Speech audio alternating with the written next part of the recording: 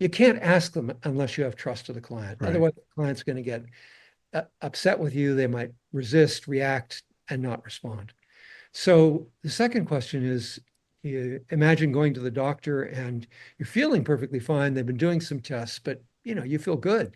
And you go in and the doctor says, boy, I got some bad news. I'm sorry. So terrible, terrible. I'm so sorry, but there's some good news with it. But the good news is you're going to be as healthy as you feel right now. I know you feel great. You're going to be as healthy as you feel right now to the end of your life.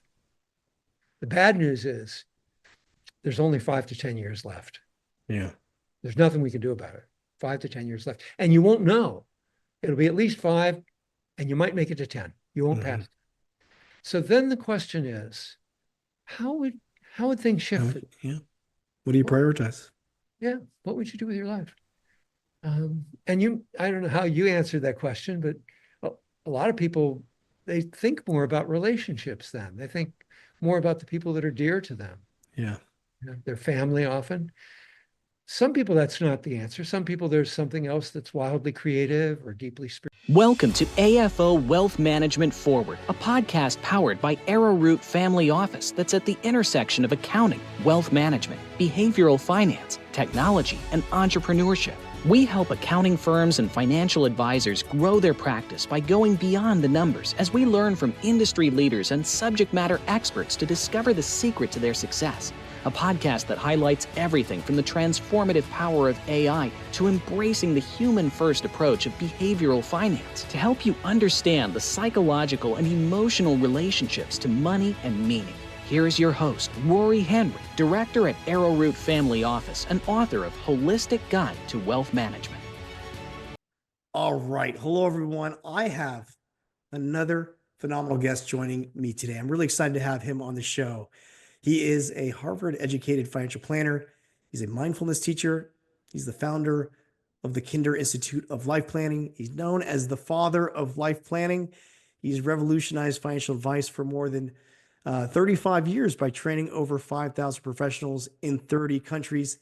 He's authored books like The 7 Stages of Money Maturity and his newly released book, The 3 Domains of Freedom. So without further ado, let me introduce my guest, George Kinder. George, welcome to the show. Great to be here, Rory. Thanks for the introduction. Yes, and you're coming in from Hawaii there. I'm looking at that and it looks amazing over there. Oh, it's beautiful. I mean, one of the things about being a planner, a life planner, financial life planner, is that you plan your life Yeah. and you live it. And I got to come here early. I've been here for 35 years, man. It's been incredible. And then I spend also a lot of time on a peninsula going out into a pond, Ah, a small lake in Massachusetts. And I've written books and books of photographs and poetry and all from that place. So that's all available online, which is kind of fun because I'm celebrating that. And then I get to spend time in London, which is my other favorite place. So I live a pretty rich life. And right now it's winter time in Massachusetts and it's cold and dark. that's And why then you're in Hawaii. I'm here, man. I love it. I love it. Well, I read the book, Yeah. the new book, and I know for our audience, many who are there we go, the 3 domains of freedom. Many are tax professionals Yeah. out there, and so I want to maybe use that as a springboard because I was fascinated by the fact that you began your career as a tax professional. You described those years as being immersed in IRS codes and the relentless deadlines. So I'm sure those in the audience, will empathize with you. So I'd love to kind of talk about how you went from being that tax professional and your journey into life planning here. Well, the real secret, and I don't know anybody that like from birth is saying, I want to be a tax accountant, right? Yeah. And I was one of those that didn't say that. So Yeah. I I uh I really wanted to be something else. But I left Harvard and I minored in math, but math was really where my intelligence was Yeah. and mathematical skills. So, but I ended up majoring in English literature and the arts, but I went from math to economics to the arts. So I wanted to do creative stuff. Yeah. Who was going to pay me for my poetry? Huh? I mean, or my meditations, because I was Yeah. also into that already very, very early. So but I was good at math. So, Yeah. My mother said, I was saying, maybe I'll go and do some farming somewhere and and my parents just laughed at me and they said, no, you'd be working harder than you realize. And Right. so they said, hey, what about doing tax returns for a living? And I did. And the first few years it was really cool because you could do it for a few months, you'd make Yeah. enough to get by, and there you were. And And there then I you had was time doing off. my Yeah. art. But yeah, I was good at it, of This course, was in Cambridge, correct? in Yeah. Cambridge, Mass. So I had professors, I had entrepreneurs, I had a lot of therapists, the usual Cambridge crowd. And but I was good at it. And it was, a game and it was fun. And Yeah. I was mostly learning about people, which I needed to Mm. learn at that time. And that was a fabulous learning. But I knew all along I really didn't want to be here. That's not what I wanted to do. So and when I felt that, when I was in the midst of doing taxes and I felt that, I felt miserable. It just was Mm. a horrible, horrible feeling. But when I realized that taxes was a path for me Pathway. to get free, so it was using the money to get to that dream of freedom that I had, boy, I loved what I was doing. I mean, Yeah. the precision of it, the clarity of it, the learning how to help people, the knowing facts about the world. I mean, it was a great experience. Are you an accountant looking to generate more revenue and secure your future success as automation and artificial intelligence revolutionize the accounting profession? If so, contact us at AFO Wealth Management Forward. We specialize in helping accountants and advisors just like you build a custom brand to pinpoint your optimal clientele, generate highly qualified leads through our data-driven digital marketing, and execute wealth management growth services to bring more value to your firm and your client's life. Our strategic approach to branding, marketing, and wealth management is carefully tailored to attract ideal clients, increase customer retention rates, and cultivate lasting relationships with clients across generations. Visit wealthmanagementforward.com to book your free consultation to find out how you can elevate your practice. But it was an experience that led me. I was always aiming at being more of an artist and a person of spirit. Now, you know me because I've been in the financial world for so long. So a Yeah. lot of people really didn't realize that for a long time, but that was the real me. And so I would work, 20, I'd get down to 20 hours a week, then sometimes go Yeah. up to 30, 40, 50 during the tax season, 60, 70, 80 during the tax season. But I was aiming at working a life so I could do a lot of the creative work, which I've done. I've written, 6 books of poetry and photography in addition to the 3 books of money and 2 books on civilization. Yeah. So where's the bridge there? Because you went from being a tax professional and then into life planning. So, well, actually, maybe let's take a step back here because I think people know what financial planning is. Can we kind of define, what life planning is for our audience members out there? And then you can go into, how you went from being that tax professional to start this life planning journey. I'm glad you caught that, Rory, because, there we were, just you and I Right. knew what we were talking about. But, so life planning is it's the best of financial planning. Yeah. It's like all financial planners should be masters in the financial planning aspects. And we would I've trained, as you said, I've trained thousands of advisors in 30 countries all over the world. And what we did was we found people who were great financial planners, but they knew something was missing. Just focusing on the numbers Yeah. didn't do it. And nobody in the early days when I started this, nobody really knew how to shift that. Yeah. And now, as you said, you've got things like psychology of money and behavioral finance. I tend to think that life planning is the best of the bunch because of the way it's structured. And the way it's structured is that we aim at what is it that the person it would really like, they would just love to be doing with their life. And some clients don't know that. And then Very good. so life planning focuses on what a client really wants. And of course, what I was saying I really wanted was I wanted to live what I thought was a deeper life, a more creative life. So I was already into that life planning piece. Um, so what happened for me was realizing that this is what I really wanted to do. I mean, eventually what happened was, I moved into the financial world because I had to figure out how to get myself free. Yeah. So I had to figure out what the finances were and all that. So I got my CFP and did that. And then people began to look at me and say, George, you're living a different life. You're out there in Yeah. HANA, you're out there, Yeah. you're creative and all this. How are you doing all this stuff? And I got asked to speak at national conferences about it. And that was when I realized people really want to learn Yeah. how to do this and how to do it with their clients, it's like the ideal world for sharing what I'd learned was the financial advice community. So, that's what I did. And I put together a methodology. I wrote the 7 Stages of Money Maturity was the book that broke the whole thing open. And that is more of a psychology of money. And I shifted over time to something that had more of what I think of as life planning. So when you're saying, what is life planning versus Yeah. financial planning? Life planning finds a way through listening, mostly listening. That's Yeah. the great skill.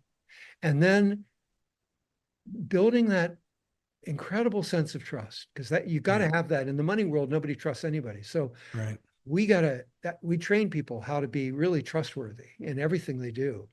And part of that is learning how to listen really well.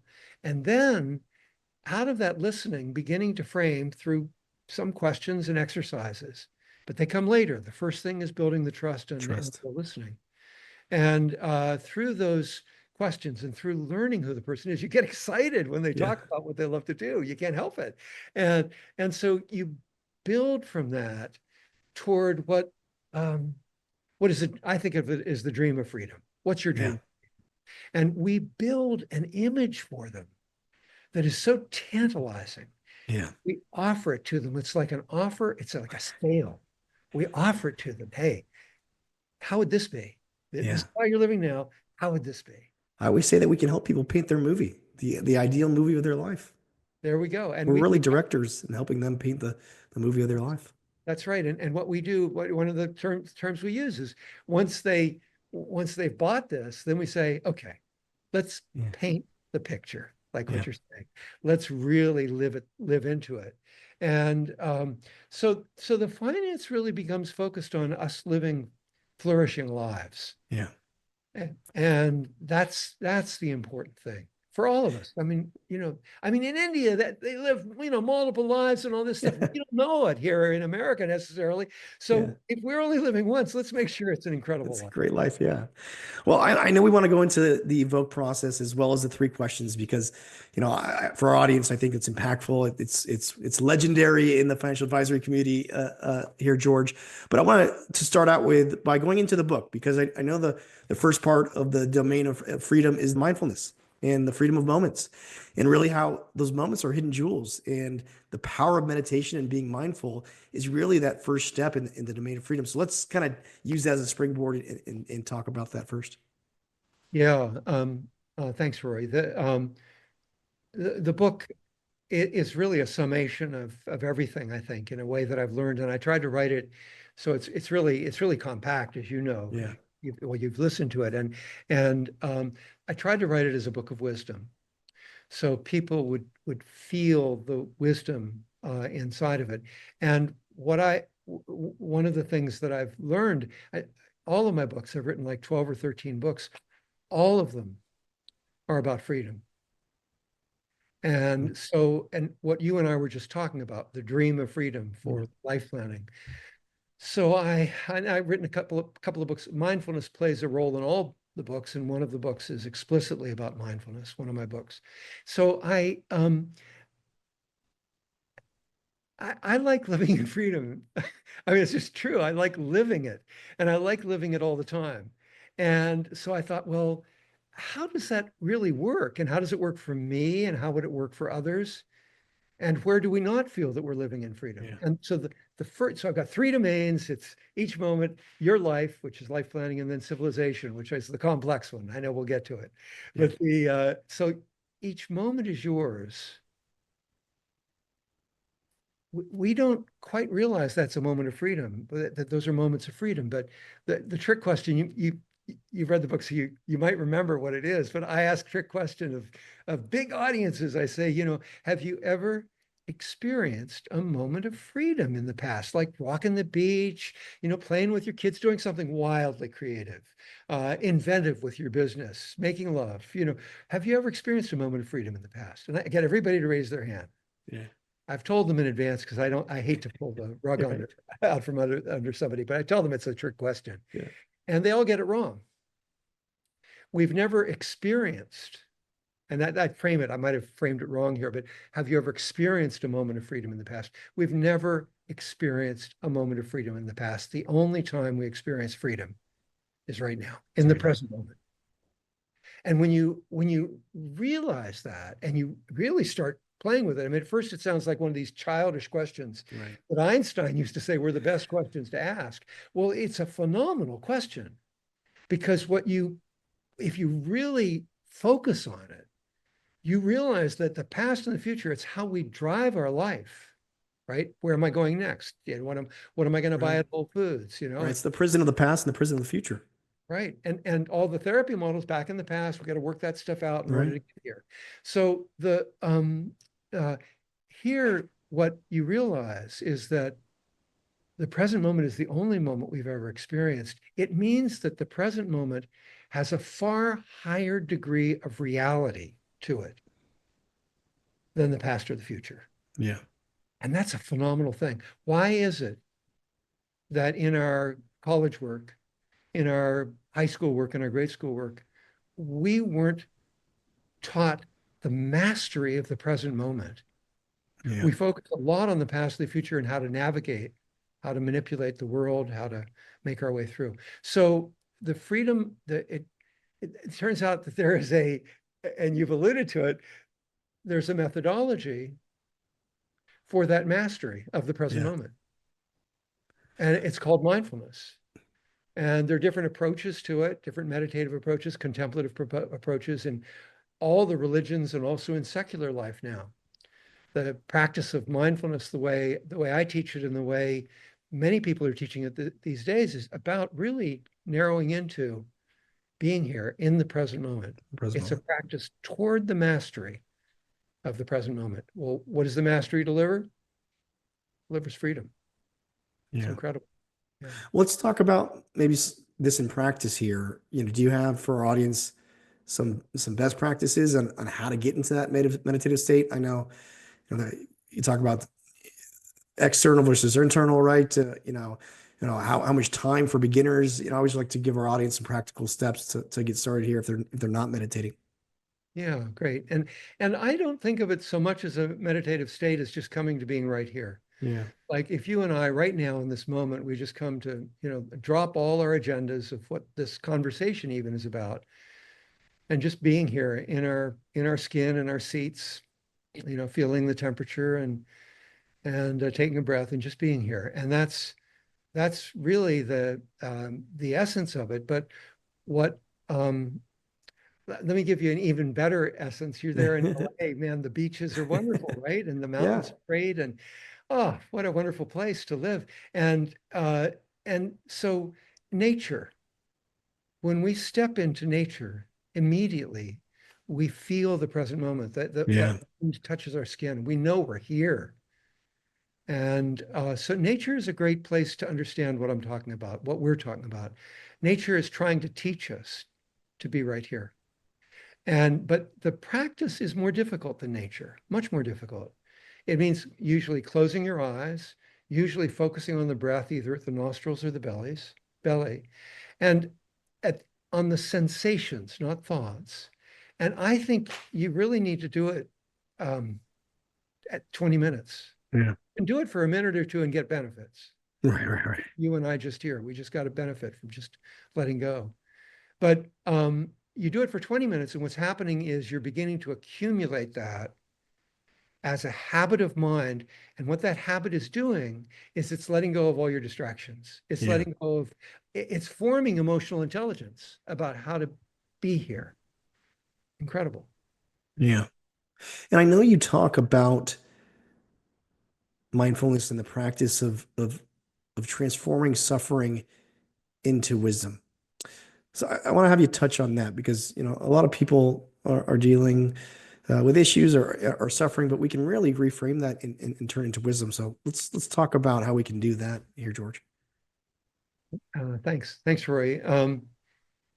Let me let me frame it. Just back up just a bit about Yeah. moments again. There are many different definitions of wisdom. And I happened on, in my last book, the prior book, on a golden civilization and the map of mindfulness, I was really thinking about what on earth is wisdom? How does it work? And I Mhm. came up with something that I think is pretty accurate.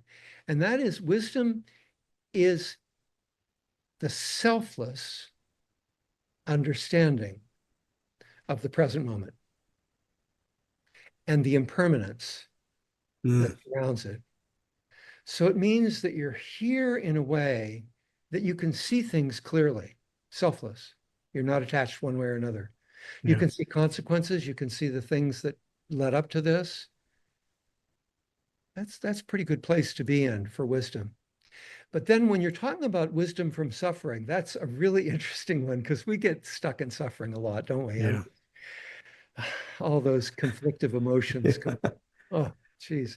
And so you got anxiety, you got Mm. anger, you got frustration, you got depression, you've got despair, and and fear. Uh, and one of our so-called fearless leaders in society right now thinks that power is fear. He's actually said that. I'm not going to say who it is, but Yeah. power is fear. And so those are difficult places for us. And it was an incredible thing early in my practice. I was in therapy, but doing a lot of meditation. My therapist didn't know meditation particularly, Mhm. but this was way back, 30, 40 years ago. And what I realized as they were talking about, I mean, I started as a math major at Harvard. I was Yeah. really up in my head. Yeah. Analysis was great, but feelings, I didn't know what they were. So I was getting into it. It was tough. It was very Yeah. difficult. But um, what I what I learned was, I mean, she kept trying to get me to feel the feelings, and I Mm. realized that I needed to let go of the thoughts Mm. in order to really feel the The feeling. feelings. And that's a meditative practice. Yeah. Every kind of meditation, every type of contemplation, Yeah. the practice of letting go of thoughts and returning to your object of meditation. So I thought, wow, what if I did this and I just returned to the feelings?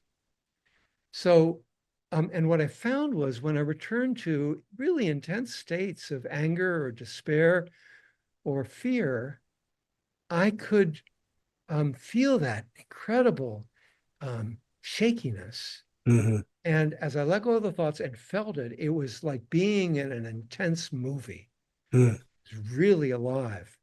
And letting go of all the thoughts. So I was not putting it in context anymore, letting go of the story, but just feel. Hmm. And what happened was the feeling deepened and deepened, and then moved like the hero's journey that Joseph Campbell talks Yeah. about through the darkness into the light. It's like, And there I was.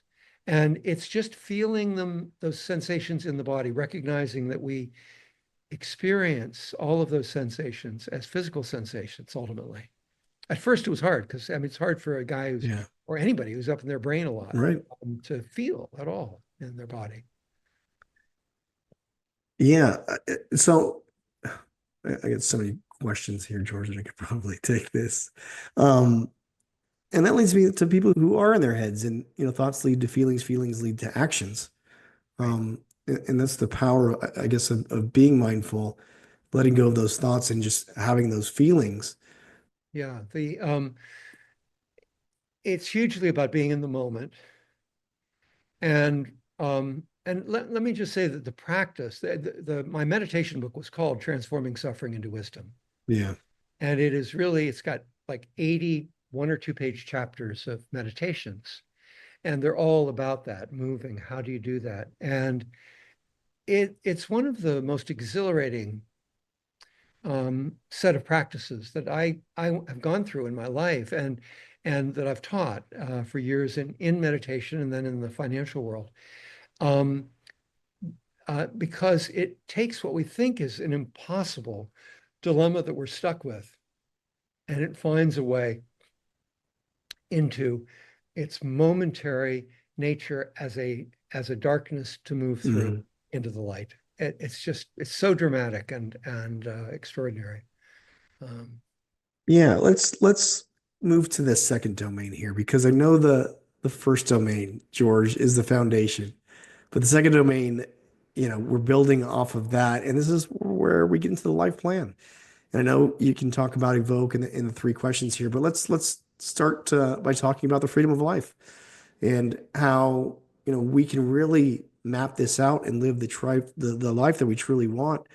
I know you talk also about how people believe money is the obstacle, but really it's usually about the person. It's not really about money as an obstacle. It's really um, getting over who you are, your relationship to yourself, and then mapping out that life that you want.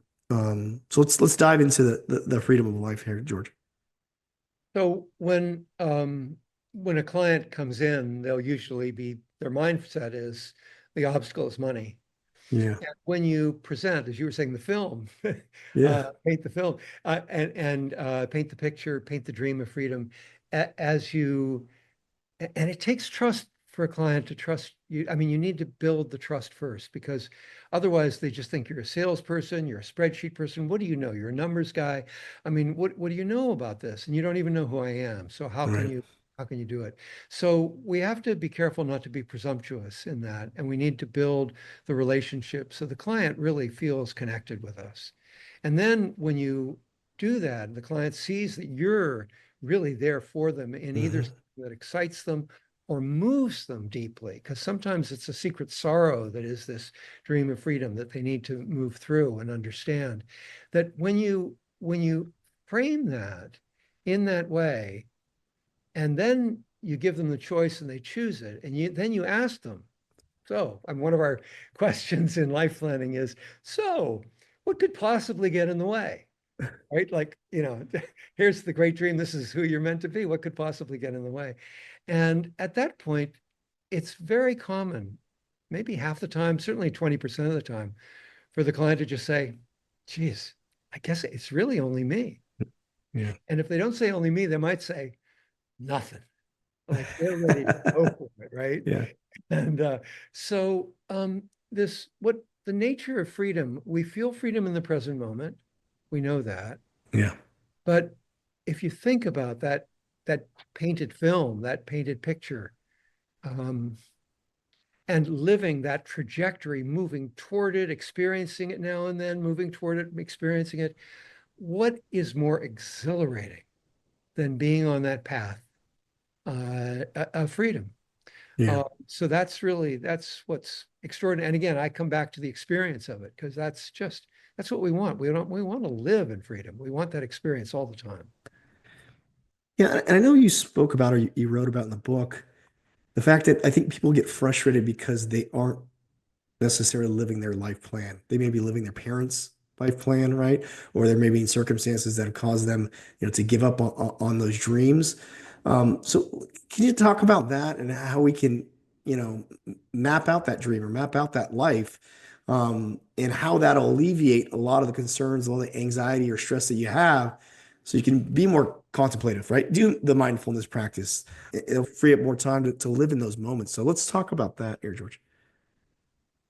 Yeah, I think, I mean, most of us do. We have been caught. And maybe as we age, we get out of it, but maybe we don't. Maybe Yeah. then we're living our kids' dreams and Yeah. living for our kids in some way. Um, uh, the, the emphasis, we place an extraordinary emphasis on the person sitting across us from us, at least Hmm. financial life planners will do that. So they're listening and looking for that experience of freedom in the meeting itself. Where does the client light up? Where do tears come to their eyes? Where do they just feel overwhelmed with joy or with love in some way? And we'll just see that, and then we notice it. We pause.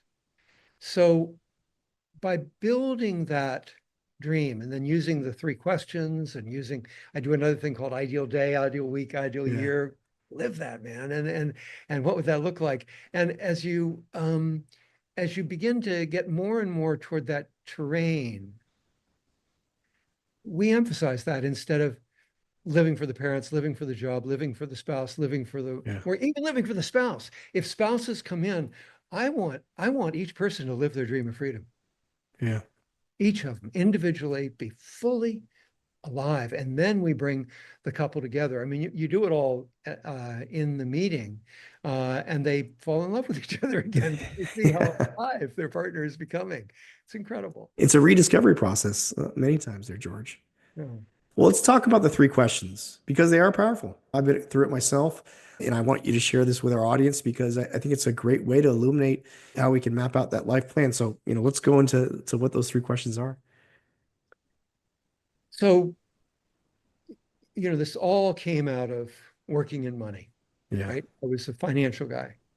And of course, and even so, as you said, people come in and all they think is standing in their way of freedom is money. Money. So the first question is a money question. It's explicitly money. Mm-hmm. And it allows people to loosen up. And it's, imagine if you suddenly discovered that you had all the money that you needed for the rest of your life. You might not be as rich as, well, Elon Musk or the Queen used to be, but Right. you got as much as you need. Yeah. How would you live your life? What would you do differently? And so you get the people to just really play with that. And that Yeah. is a lot of fun. It's like winning the lottery to some extent. There are different ways of framing it for a person. So they play with that a lot. And that's great. That loosens them up. And you begin to see what we begin to see as financial advisors. What are the little special things that we might add to the plan that might not come in the deep part, Yeah. but still would make life all the richer, right? It's like the icing on the cake. Yeah. So then the second question gets deep, and the third one deeper still. And they're both life and death legacy questions. Mm-hmm. You can't ask them unless you have trust of the client. Right. Otherwise, the client's going to get upset with you. They might resist, react, and not respond. So the second question is, you imagine going to the doctor and you're feeling perfectly fine. They've been doing some tests, but you feel good. And you go in and the doctor says, boy, I got some bad news. I'm sorry. So terrible. I'm so sorry, but there's some good news with it. But the good news is you're going to be as healthy as you feel right now. I know you feel great. You're going to be as healthy as you feel right now to the end of your life. The bad news is there's only 5 to 10 years left. Yeah. There's nothing we can do about it. 5 to 10 years left. And you won't know. It'll be at least 5, and you might make it to 10. You won't pass. So then the question is, how would things shift? Yeah. What do you prioritize? Yeah. What would you do with your life? And I don't know how you answered that question, but a lot of people, they think more about relationships then. They think more about the people that are dear to them. Yeah. Their family often. Some people, that's not the answer. Some people, there's something else that's wildly creative or deeply spiritual. Mm-hmm. Sometimes there could be something environmental, living more in nature. But anyway, it gets it deeper. Yeah. Third question goes deeper still. And here, same scenario, you go into the doctor doing some tests, and she says to you, hey, boy, really bad news here. I misdiagnosed you. And you have a very, very rare ailment, and there is no cure. And moreover, it's come to term. You have 24 hours left to live. 24 hours. And it's not what you would do. It's not about gathering your family, going out to the pub or whatever it is. It's not about what you would do. Right. It's looking at that squarely and reflecting on who you dreamed of becoming, what you imagined your life was going to be like, what was left unfinished, right? Yeah. Who are you gonna be? What Yeah. were you gonna do? That turns out to be the essence of the financial life plan in, I'd say, 90% of the cases we do. There's about 10% where people have trouble with the question. Mhm. Then we go to the second question, or we do some of the other exercises we do. But it's such a powerful life and death question.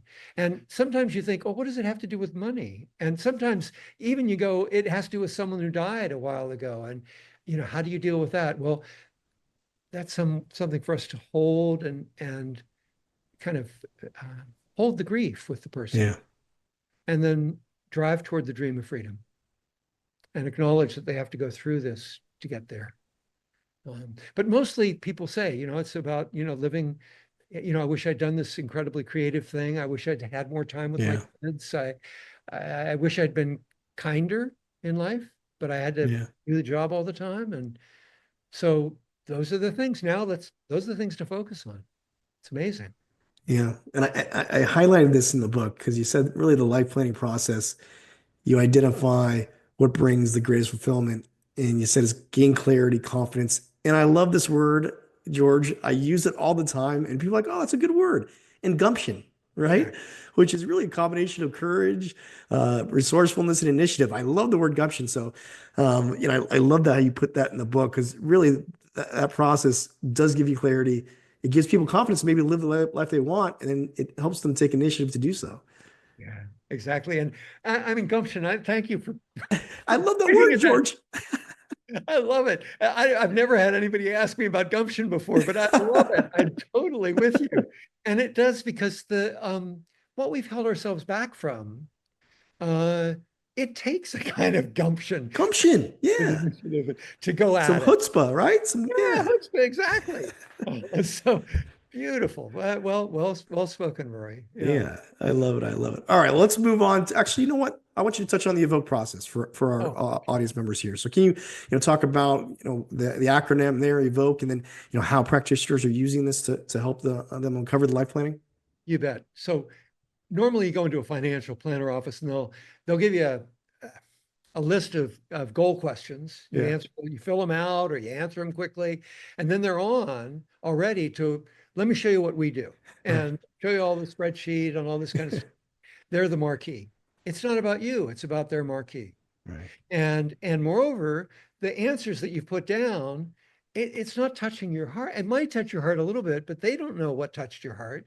Mm. So the EVOKE is an acronym, and we realized that in order to do great life planning, first of all, it's got to be really about the client. And for it to be really about the client, you got to have a great relationship.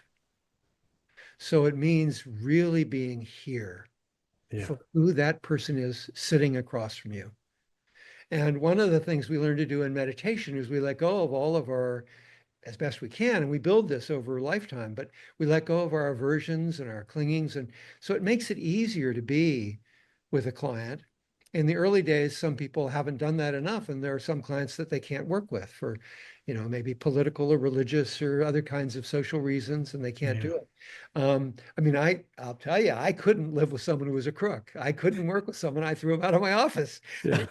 If they were, if I could see that inclination in who they were, and I think that's a good thing. But in general, the more open we are to who people are, the Yeah. better we are going to be, and the clearer the client's going to feel that relationship, and they're going to, by seeing that and feeling it, Yeah. you can feel it in the Let's go person. back to the feeling. Yeah. Yeah, they feel it in you, and it's like they mention one thing, a slight little bit of sorrow in their life, and they move on from it quickly, and you hold to it. You might have a little tear in your eye. You go, oh, and you connect with them around it. Or they have something that they just love, and they move away from that quickly because they're kind of embarrassed about it. And you go, Yeah. wow. And so you connect emotionally, and you hold the space. You Hold give space. plenty of space, plenty of space. So that's the E. E is exploration. EVOKE, it's an acronym. E is building that relationship, but we call it exploration, and it's really just listening. Great, great, Mhm. great listening. And it builds trust. And from that trust, you can go to who the client really wants to be. Sometimes they've never shared this even with their spouse. Yeah. Well, I always say we sit in a privileged position, George. They share the most intimate knowledge of their finances in their life with us as practitioners. So we sit in a privileged position because many times they can't speak to their spouse about it, or their employees about it, right? So we are that confidant that's there, that sounding board to help them make better decisions, not only with their business but their life. Absolutely, absolutely. And I mean, I can't think of a better profession. As I'll whisper it, I Yeah, can't think of a better profession because of that. Because yeah, I mean, therapy is wonderfully helpful, spiritual counseling, wonderfully helpful, yeah, just a coach, terrifically right, helpful. Nobody puts it all together the way a financial life planner can, uh, yeah, who's developed those listening skills and that aspiration that we end up having. We don't end up focusing on the assets with under finances, management or right. whatever. Our passion is to lift the person into their Person, dream, yeah. right? I always say I'm in the belief in the behavior business, helping people believe in themselves and then making Right necessary on. behavior changes to make that life come true. Absolutely. Absolutely. Yeah. So V is the vision. We build that. That's the meeting where we sell them on it. And we say, hey, what could possibly get in the way, which are the obstacles, EVO. Third meeting is obstacles meeting. Now, sometimes these all happen in an hour, all of the Yeah. meetings, but with a more complex client, you'll spend a couple hours in each meeting maybe. And Mhm. then K is the one that all the financial planners do. It's the spreadsheets and the Yeah. portfolio construction. And that's what we've specialized in.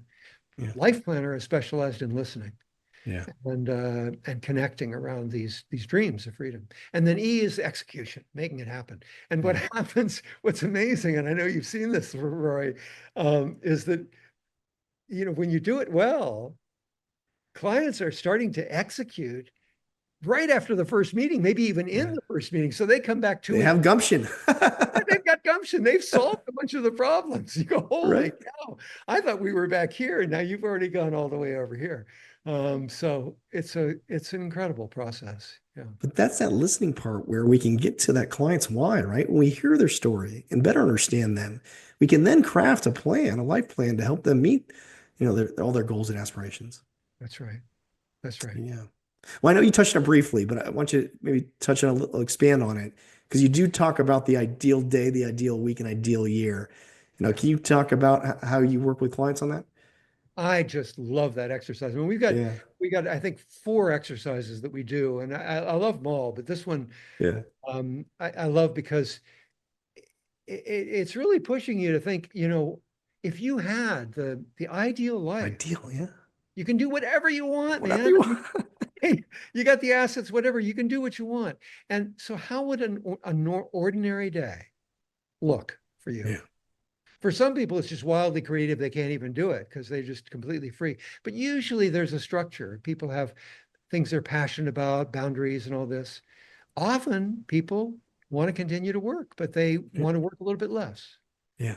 So they identify, well, instead of working, from 6 a.m. to 8 p.m., I'm going to work Right. from like 10 to 4 or 10 to 3. And I'm going to get home in time to walk the kids home from school or, do something cool like that. And I'm going to be able to do a little yoga on my way in. So, you get the ideal day is pretty cool. And then the ideal week is like, again, I mean, I work all the time because Yeah. I'm living my passion. Yeah. And I've got a series of things that are driving it. But a lot of us are doing work where it's not our passion. Yeah. And so the ideal week, maybe the ideal week is 3 days a week Mm. rather than the six that you might be trapped into, 5 or 6 that you're trapped into. So what is it? And then what does the ideal week um, year look like?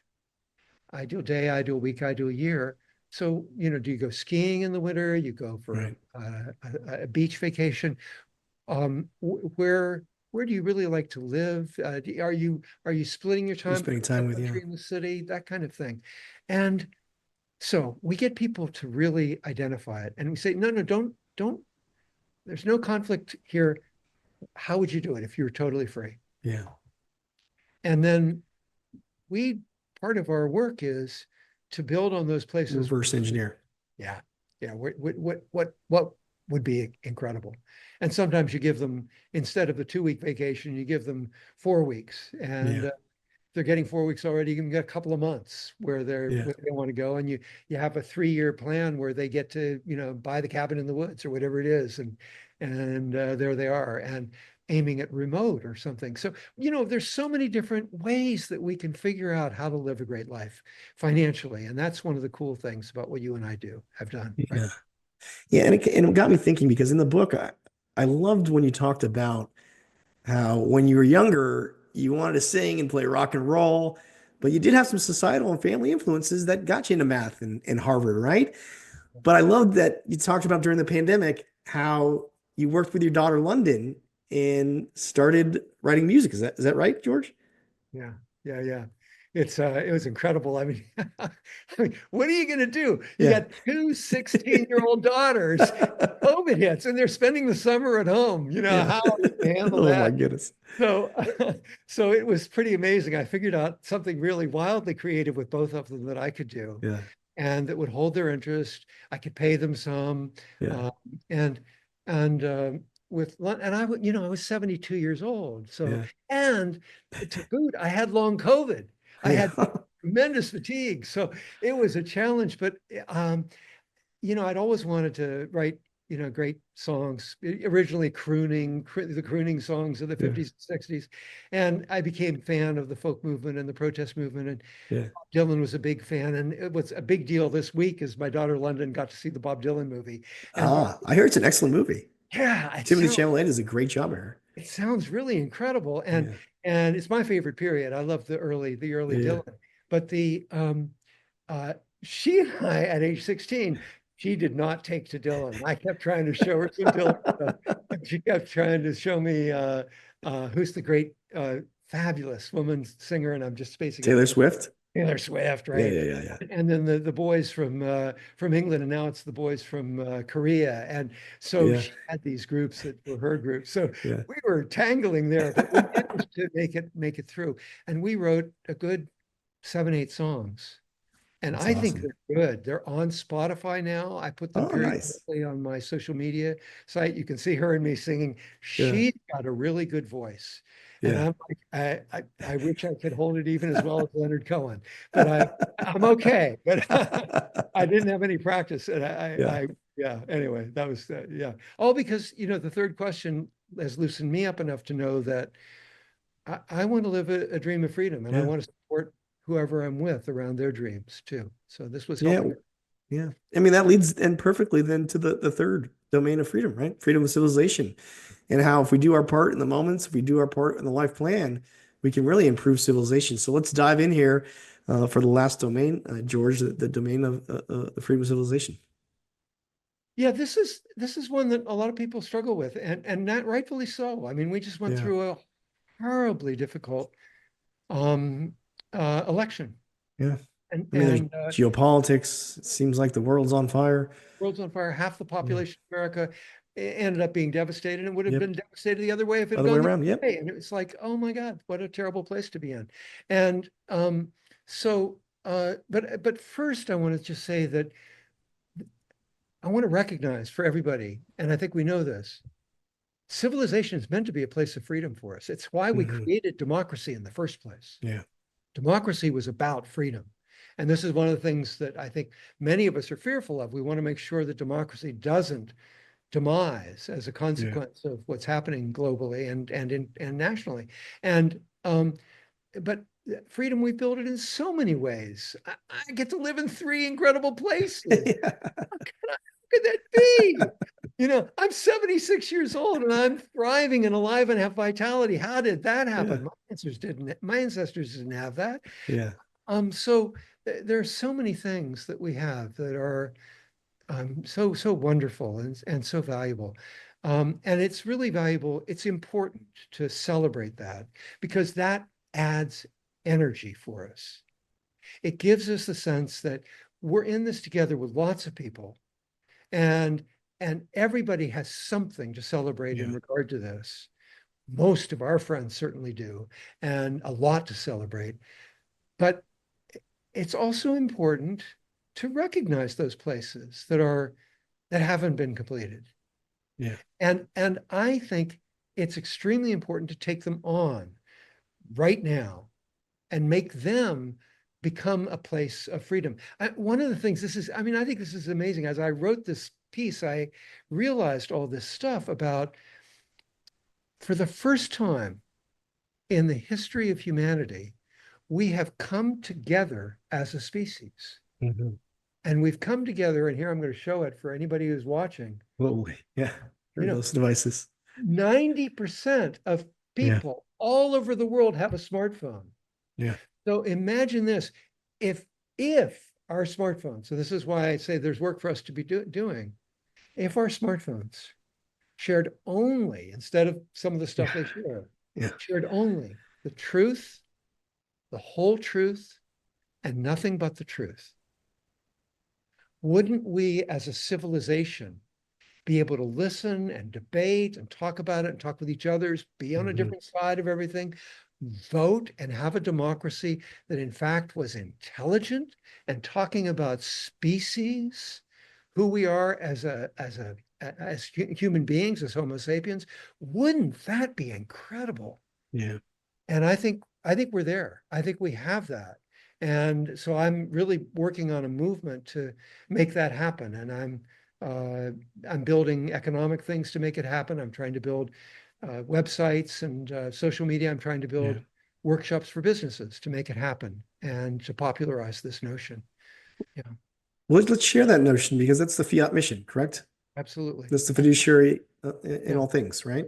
Yes, it is. Thank you. And would it be all right if I take us back to the economics of it? Because it's pretty Yes, of incredible. course. It's just incredible. Again, 250 years ago, but remember, I minored in economics. And I actually got laughed out of the economics department because I was arguing in the 60s that we were about to come into a period of intense inflation. Yeah. And the teachers that I had laughed at me, said, nah, not going to happen. So I went to English where there was more room for imagination, I figured. Yeah. But I was right. So anyway, 250 years ago, we had this explosion, incredible explosion in growth, just beginning, the Industrial Revolution. And then, like, I don't know, 150 years ago or so, really, maybe more, really this movement toward limited liability and incorporation. So what happened with incorporation was amazing, because suddenly if we had a brilliant idea, we could leverage that idea enormously. So we could go out and seek capital. Ooh, my golly, from nowhere, money coming in, because they aren't going to get sued. And then we could borrow like crazy, again, leveraging up again. And then on top of that, we had media power. So we could spread our ideas left, right, and center all over the world. And then something that I'm not such a big fan of, and in fact, I'm not a big fan of some of this, but we had political power.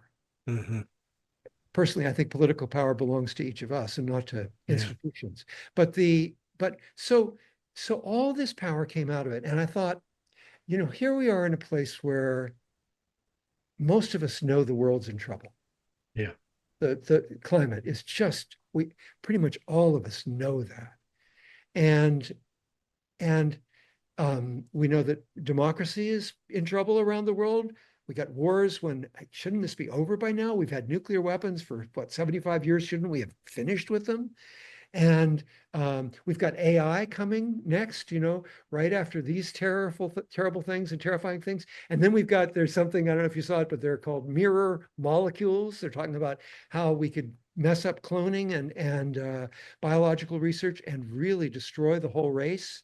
Yeah. And so these are coming rapidly at us.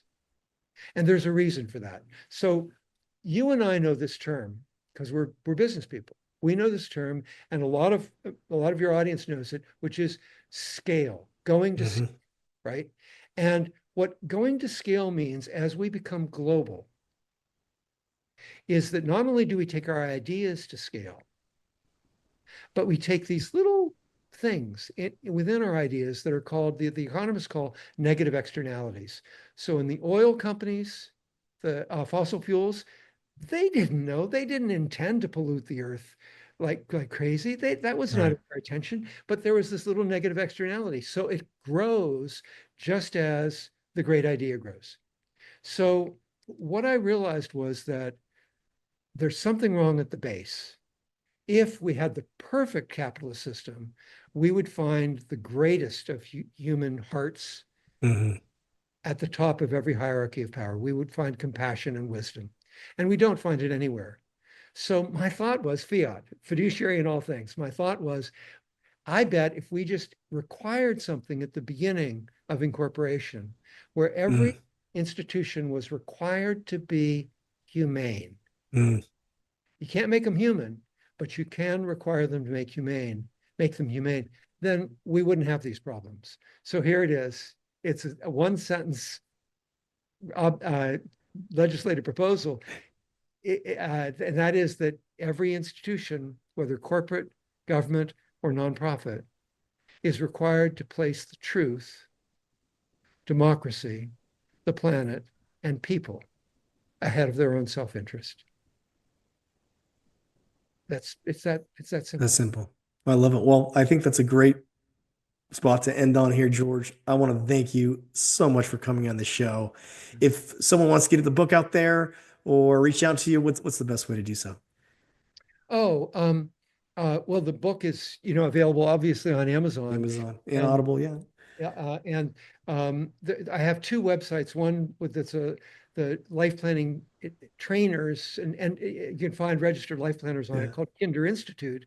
And then to see all the wild and crazy stuff, including my album on Spotify, look up georgekinder.com and you'll find it.